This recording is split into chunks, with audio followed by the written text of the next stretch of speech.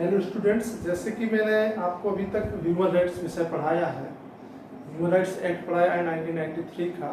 तो मैंने last video में लास्ट टाइम कहा था, मैंने बोला था कि आप लोगों को कुछ अंतर्राष्ट्रीय स्तर पे भी प्रोविजंस पढ़ने पड़ेंगे, जो कभी कभी आपके एग्जाम की दृष्टि से महत्वपूर्ण है, एग्जाम में पूछ भी लिए जाते हैं, उसमें क्वेश्चन भी आ जाता है।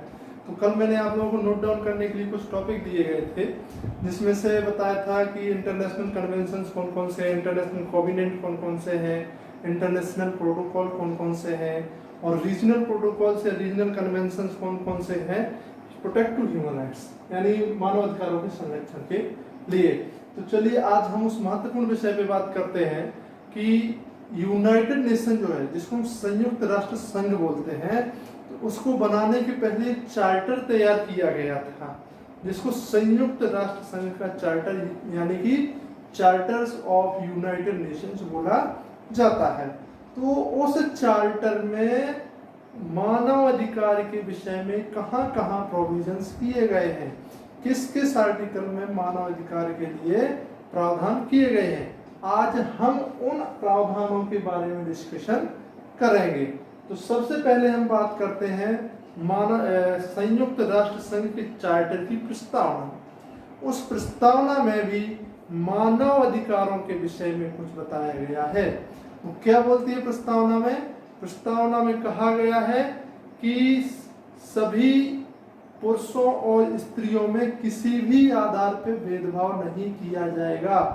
एक किसका कर्तव्य होगा? संयुक्त राष्ट्र संघ के जो भी सदस्य हैं या इस चार्टर के जो भी मेंबर हैं, उनका यह कर्तव्य होगा, उनकी यह ड्यूटी होगी कि अपने अपने राष्ट्रों में या विश्व में कहीं भी स्त्रियों और पुरुषों में किसी भी प्रकार का, चाहे वह जाति के आधार पर हो, चाहे लिंग के आधार पर हो, चाहे भाषा के आधार पर हो, और चाहे धर्म के आधार पर हो, किसी प्रकार का कोई भेदभाव नहीं किया जाना चाहिए।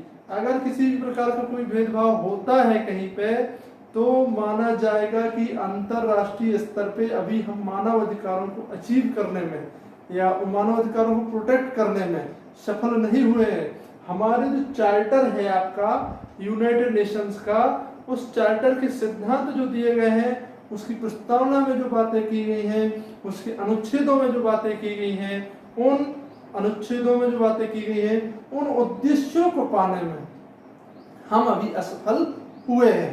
तो भाई सभी राष्ट्र जो यूनाइटेड नेशंस के हैं, जो भी मेंबर्स हैं, उन सभी का यह कर्तव्य बनता है, उनका यह दायित्व बनता है कि वह मानव अधिकारों की रक्षा करे, संवर्धन करे। किसी भी व्यक्ति के साथ में ना तो जन्म के आधार पर, ना ही धर्म के आधार पर, ना ही लिंग के आधार पर किसी भी प्रकार का कोई भेदभाव नहीं होना चाहिए।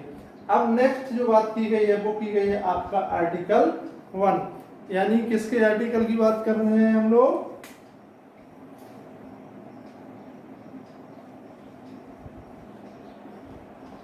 चार्टर ऑफ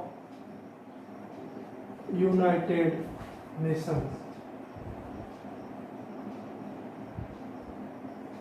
इसकी हम बात कर रहे हैं, चार्टर ऑफ यूनाइटेड नेशंस। तो चार्टर ऑफ यूनाइटेड नेशंस का जो आर्टिकल 1 है, ये किसकी बात करता है? उद्देश्यों की बात करता है।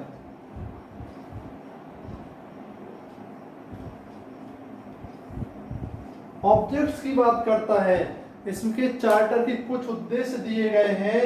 वो उद्देश्य क्या क्या है कि जैसे maintain to international peace and security, अंतरराष्ट्रीय स्तर पे शांति व्यवस्था बनाए रखना, राष्ट्रों के बीच में किसी भी प्रकार का कोई डिस्प्यूट नहीं होना चाहिए। हमें किसी भी ऐसे डेंजरस जो इंस्ट्रूमेंट्स हैं, डेंजरस जो वेपन्स हैं, उनका हमें इस्तेमाल नहीं करना चाहिए।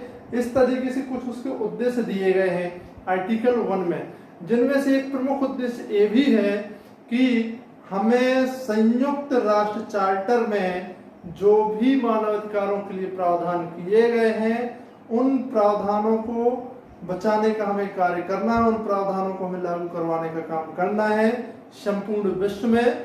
और जो भी है मानव अधिकार किसी व्यक्ति के, तो उनके मानव अधिकारों का उल्लंघन होने से हमें रोकना है, उनको संरक्षण प्रदान करना है।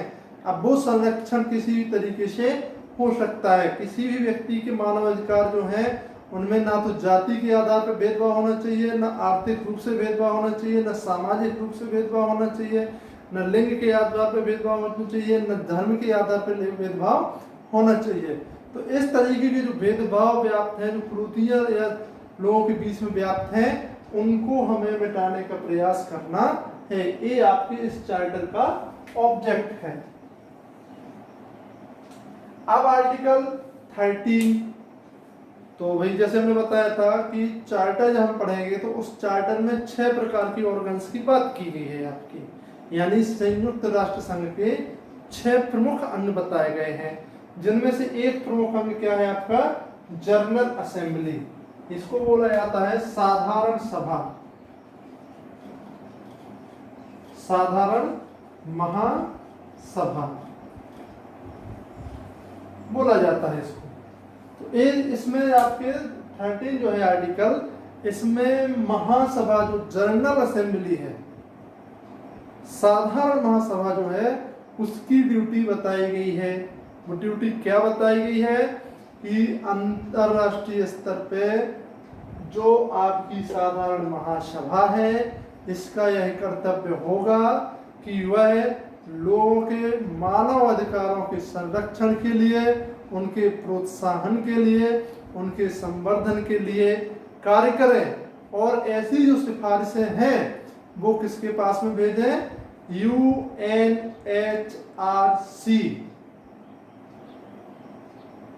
यानी कि ह्यूमन राइट्स कमीशन जो है, संयुक्त राष्ट्र संघ का ह्यूमन राइट्स कमीशन जो है, उसके पास में सिफारिशें भेजने का काम किसका होगा, आपकी जनरल असेंबली का। तो इस तरीके से आपके आर्टिकल 13 में मानवाधिकारों को बचाने के लिए, उनको प्रोटेक्शन के लिए बात कही गई है। आर्टिकल 55 इस सबसे महत्वपूर्ण है। आर्टिकल 55 क्यों महत्वपूर्ण है, इसमें duties of all members in United Nations and charter, यानी कि इसमें उन सभी सदस्यों की ड्यूटीज बताई गई है जो आपके संयुक्त राष्ट्र संघ के चार्टर के सदस्य हैं या संयुक्त राष्ट्र संघ के सदस्य हैं, मेंबर हैं, उनकी ड्यूटी बताई गई है 55 में। वो कौन कौन सी ड्यूटीज हैं उनकी, पहला है ह्यूमन राइट्स से रिलेटेड ड्यूटीज बताई गई है। तो पहला क्या है, जीवन स्तर को ऊंचा उठाना। इसे बताया गया है कि जो भी यूनाइटेड नेशंस के मेंबर होंगे, जो भी सदस्य होंगे, उन राष्ट्रों की अपनी ड्यूटी होगी, उन सदस्यों की ड्यूटी होगी कि वो अपने अपने यहाँ पे अपने अपने राष्ट्र में लोगों के जीवन स्तर को ऊंचा उठाने का प्रयास करें। जो गरीब लोग हैं उनको मिडिल क्लास में प्रमोट कराएं, या जहां पर उनके मौलिक अधिकारों का उल्लंघन हो रहा है, ह्यूमन राइट्स का उल्लंघन हो रहा है, उनके संरक्षण के लिए अपने यहाँ पे कानून बनाएं। अब वो तरीका कोई भी हो सकता है, चाहे वो कानून बना करके लागू करवाएं, चाहे वो राजनीतिक तरीके से लागू करवाएं, वो कोई भी तरीका हो सकता है, लेकिन उनकी यह ड्यूटीज बनती है, उनका यह कर्तव्य बनता है कि वो अपने यहाँ पे लोगों के जीवन स्तर को सुधारें, लोगों की लाइफ के जो स्टेटस है उसको प्रमोट करें। नेक्स्ट जो ऑब्जेक्ट बताया गया, जो ड्यूटीज बताई गई है, वो बताई गई है आपकी आर्थिक और सामाजिक सांस्कृतिक, इकोनॉमिक, सोशल और कल्चरल। तो हर राष्ट्र की, यूनाइटेड नेशंस के जो मेंबर हैं, उन सभी राष्ट्रों की ये ड्यूटीज होगी कि वह अपने यहाँ पे मानव अधिकारों से संबंधित, चाहे वो आर्थिक हो, चाहे आपकी सांस्कृतिक हो, और चाहे आपकी सामाजिक हो, इन सभी चीजों का आदान प्रदान करेंगे ताकि लोग अपने यहाँ के मानव अधिकारों को समझ सकें, उनके मानव अधिकारों को बढ़ावा मिल सके। वो बढ़ावा हमें आर्थिक रूप से भी करवाना है, सामाजिक रूप से भी देना है, और सांस्कृतिक रूप से भी उनको बढ़ावा देना है। नेक्स्ट जो बात की गई है ड्यूटीज की, वो है शैक्षणिक सहयोग की अभिवृद्धि। तो संयुक्त राष्ट्र के सभी सदस्यों की यह ड्यूटीज बनती है कि वो अपने यहाँ पे शैक्षणिक दृष्टि से लोगों को प्रमोट करें, क्योंकि हमने बताया था कि जो मानव अधिकार हैं वो आपके ऐसे अधिकार होते हैं जो किसी व्यक्ति के सर्वांगीण विकास के लिए आवश्यक होते हैं। तो भाई हमारे मानसिक विकास के लिए सबसे जो महत्वपूर्ण है वो है शिक्षा का होना। जब हम शैक्षणिक दृष्टि से महत्वपूर्ण है जागरूक होंगे, हमारे पास अच्छी शिक्षा होगी, तो हमें अपने अधिकारों के बारे में जानने के लिए, नॉलेज गेन करने के लिए उत्साह होगा कि भाई ये हमारे राइट्स हैं, हमें अपने राइट्सों को पहचानना है और दूसरों को भी हम उनके अधिकारों के प्रति जागरूक कर सकेंगे। तो सबसे जो महत्वपूर्ण ड्यूटीज है वो क्या है? शैक्षणिक सहयोग प्रदान करना। और इसमें हम ये भी कह सकते हैं कि जो भी रिसर्च हो रहे हैं शैक्षणिक दृष्टि से, उन रिसर्चों को भी एक दूसरे को प्रदान करना, उन रिसर्चों में भी एक दूसरे का सहयोग करना। नेक्स्ट है मानव अधिकारों का विश्वव्यापी पालन कराना। अब यह यूनाइटेड नेशंस की ड्यूटी है, उनके मेंबर्स की ड्यूटी है कि वह पूरे विश्व में मानव अधिकारों का विश्व स्तर पे पालन करवाएं, वर्ल्ड लेवल पर उसका पालन करवाएं। अब ऐसा नहीं होना चाहिए कि अगर कहीं मानव अधिकारों का उल्लंघन हो रहा है तो वहां पे इन मेंबर्स में से किसी का ध्यान ही नहीं जा रहा है,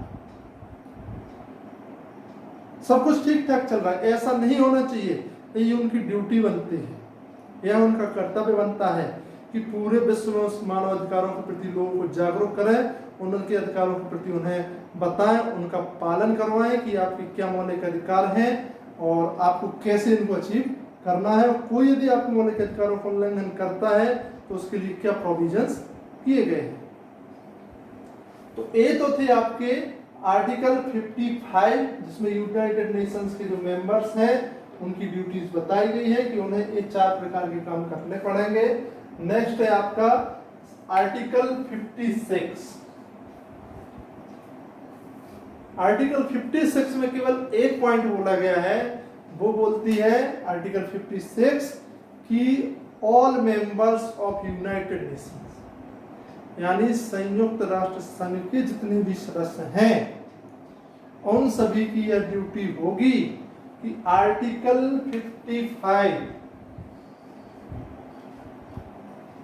यानी कि आपके आर्टिकल 55 में जो ऑब्जेक्ट बताए गए हैं ये 4,